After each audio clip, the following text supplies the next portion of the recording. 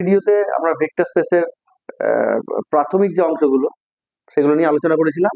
এবার একটু ডেপথে, যেটা আইসোমরফিজম, হোমোমরফিজম, লিনিয়ার ট্রান্সফরমেশন, এই সমস্ত ব্যাপারগুলো নিয়ে ডিসকাস করবো।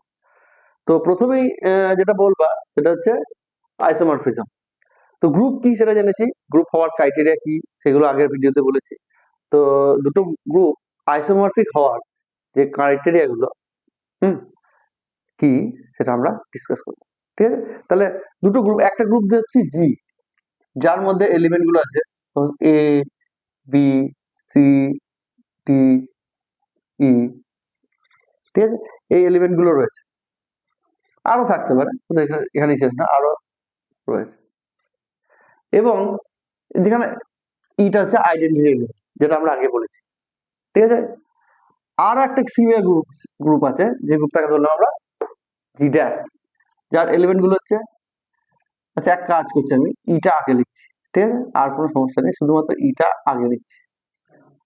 ইটা আগে লেখার কারণে হচ্ছে ইটা হচ্ছে আইডেন্টিটি এলিমেন্ট। ঠিক আছে, এ বি সি ডি 1 2 3 4 হতে পারে। ঠিক আছে, তার মধ্যে ইটাকে কেন আলাদা করে লিখলাম, ডি এর পর লিখলে কি হতো, মিলিয়ে ফেলতে এ বি সি ডি, কিন্তু এটা আগে লিখেছি এই অর্থে যে ইটা হচ্ছে আইডেন্টিটি এলিমেন্ট। কারণ আমরা জানি যে কোনো গ্রুপে একটা আইডেন্টিটি এলিমেন্ট থাকা এটা ফান্ডামেন্টাল ক্রাইটেরিয়া। ঠিক আছে, তো আর একটা গ্রুপ নিয়েছি, যেটা হচ্ছে E dash, A dash, B dash, C dash, D dash. তাহলে একটা গ্রুপ যার এলিমেন্ট গুলো হচ্ছে এ বি সি ডি, আর একটা আইডেন্টিটি এলিমেন্ট ই, আর আরেকটা গ্রুপ জি ড্যাশ, তার এলিমেন্ট গুলো হচ্ছে A dash, B dash, C dash, D dash, আর আইডেন্টিটি এলিমেন্ট হচ্ছে ই ড্যাশ। এই দুটো গ্রুপ আইসোমরফিক হবে তখনই যদি প্রত্যেকটা এলিমেন্টের সঙ্গে প্রত্যেকটা এলিমেন্টে 1 to 1 করসপন্ডেন্স থাকে। মানে ই তার করসপন্ডেন্স হচ্ছে ই ড্যাশ, এ তার করসপন্ডেন্স হচ্ছে এ ড্যাশ, বি তার করসপন্ডেন্স হচ্ছে বি ড্যাশ, সি তার করসপন্ডেন্স হচ্ছে সি ড্যাশ, আর ডি তার করসপন্ডেন্স হচ্ছে ডি ড্যাশ।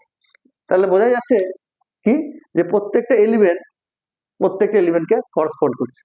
এই যদি দুটো গ্রুপ প্রত্যেকটা এলিমেন্ট যদি প্রত্যেকটা এলিমেন্টকে যদি করসপন্ড করে, তখন আমরা বলবো যে দে আর আইসোমরফিক গ্রুপ।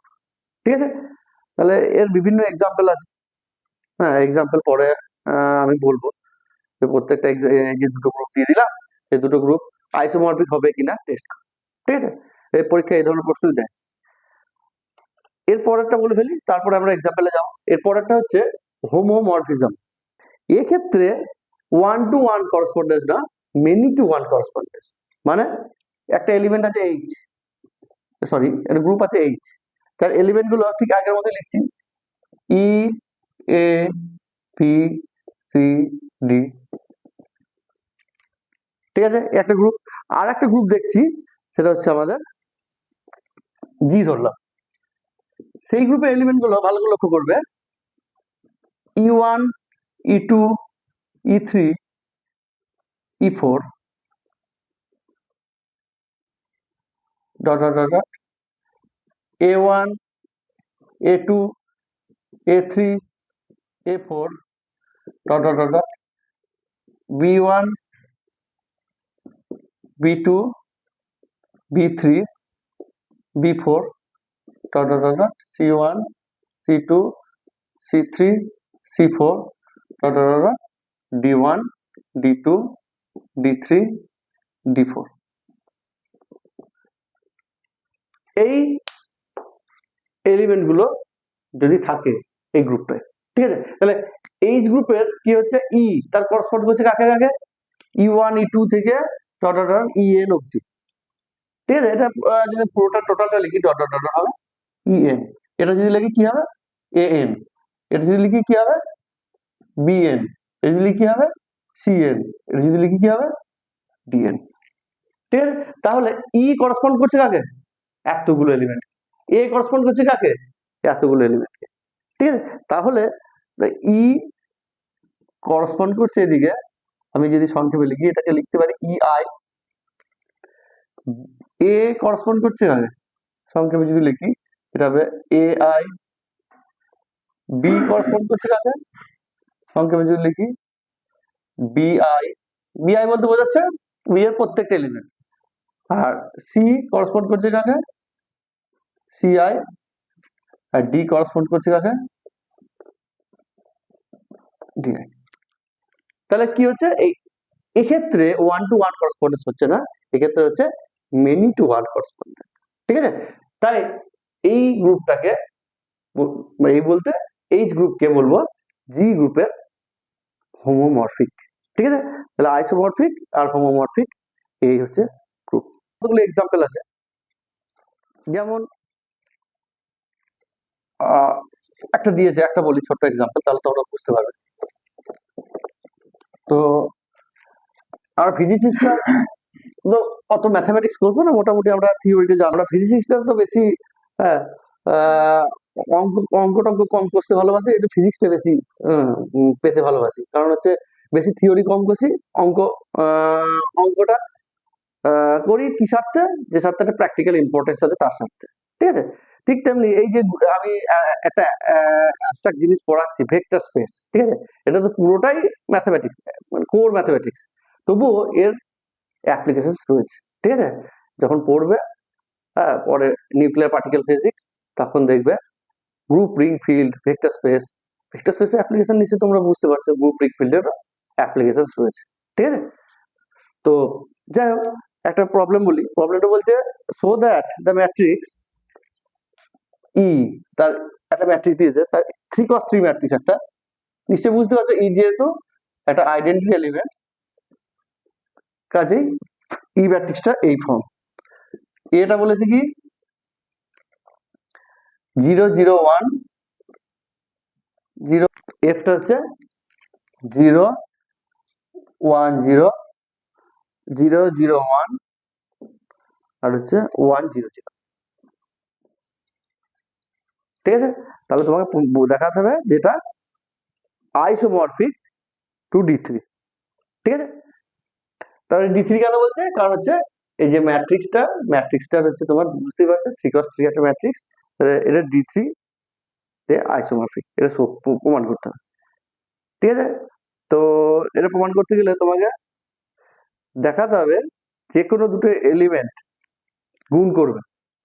ঠিক আছে, যে কোনো দুটো এলিমেন্ট গুণ করবে, মানে উইথ রেসপেক্ট টু মাল্টিপ্লিকেশন, যেহেতু বলেছে এটা বলে দেবে উইথ রেসপেক্ট টু অ্যাডিশন না মাল্টিপ্লিকেশন। ঠিক আছে, তার মানে কি ব্যাপারটা দাঁড়াচ্ছে, যে যে কোনো একটা তুমি ম্যাট্রিক্স গুণ করো, এ ক্রস বি করো বা বি ক্রস সি করো বা সি ক্রস ডি করো বা ডি ক্রস এফ করো, যাই করো না কেন, করে দেখবে যে এলিমেন্টটা আসবে সেই এলিমেন্টটা এর মধ্যে থাকবে। ঠিক আছে, এ ক্রস বি করলে হয়তো যেটা আসবে আমি বলে দিচ্ছি, আমি আর পড়ছি না, ম্যাট্রিক্স প্রোডাক্ট তোমরা জানো, এ ক্রস বি যদি করো, এর সঙ্গে বি যদি মাল্টিপ্লিকেশন করো, যেটা আসবে সেটা হচ্ছে 0 0 1 1 0 0 0 1 0, মানে কোনটা আসছে, ডিটা। তাই না? বলছি স্যার, আপনি যেটা বললেন না যে এ মাল্টিপ্লিকেশনের ক্ষেত্রে মানে হচ্ছে আর অ্যাডিশনের ক্ষেত্রেও হয়, হ্যাঁ, তো এখানে মাল্টিপ্লিকেশনের ক্ষেত্রে মানে যেটা হলো এ ক্রস বি এর ক্ষেত্রে আপনার যেটা বেরাচ্ছে সেটা হচ্ছে আপনার ডি হচ্ছে, কিন্তু যদি এ অ্যাডিশন বি হতো হ্যাঁ তখন কিন্তু এটা আসছে আসছে না। তো আসছে না, তাহলে উইথ রেসপেক্ট টু এডিশন ওটা আইসোমরফিক হবে না। মানে অ্যাডিশনে না আসতেও পারে, মাল্টিপ্লিকেশনে আসলো, আবার মাল্টিপ্লিকেশনে না আসতেও পারে, অ্যাডিশনে। অবশ্যই ওই কম্পোজিশনটা বলতে হবে, আমি তো বললাম না যে ওই যে কম্পোজিশন, এটা যেটা বলছি, এই কম্পোজিশনটা মাল্টিপ্লিকেশন হতে পারে, অ্যাডিশন হতে পারে, সাবট্রাকশন হতে পারে, ডিভিশন হতে পারে, যে কোনোটা হতে পারে।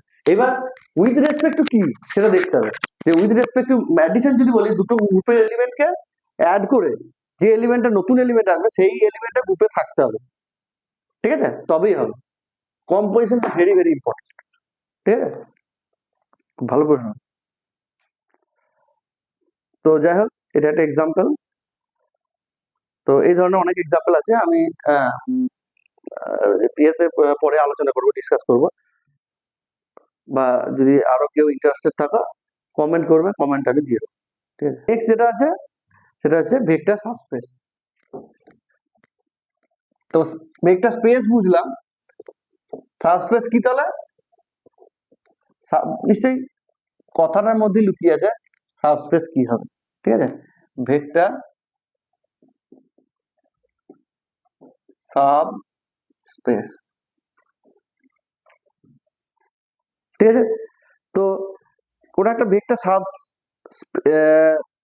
সেট মানে সেটের একটা অংশ, ঠিক আছে, সাবসেট, কোন একটা ভেক্টর স্পেসের মধ্যে থাকা কোন একটা সাবসেট যদি ওই যে ভেক্টর স্পেসের যে ক্রাইটেরিয়া, ঠিক আছে, ক্রাইটেরিয়া বলেছিলাম যে অ্যাডিশন, ভেক্টর অ্যাডিশন আর আর ভেক্টর মাল্টিপ্লিকেশনের যে রুল ছিল, 8টা রুল আমি বলেছিলাম, ঠিক আছে, ওই রুল যদি ওই সেটের অন্তর্ভুক্ত সাবসেটে যে এলিমেন্ট গুলো থাকবে সেই এলিমেন্ট গুলো ফুলফিল করে, তাহলে সেইটাকে বলবো আমরা ভেক্টর সাবস্পেস, ঠিক আছে?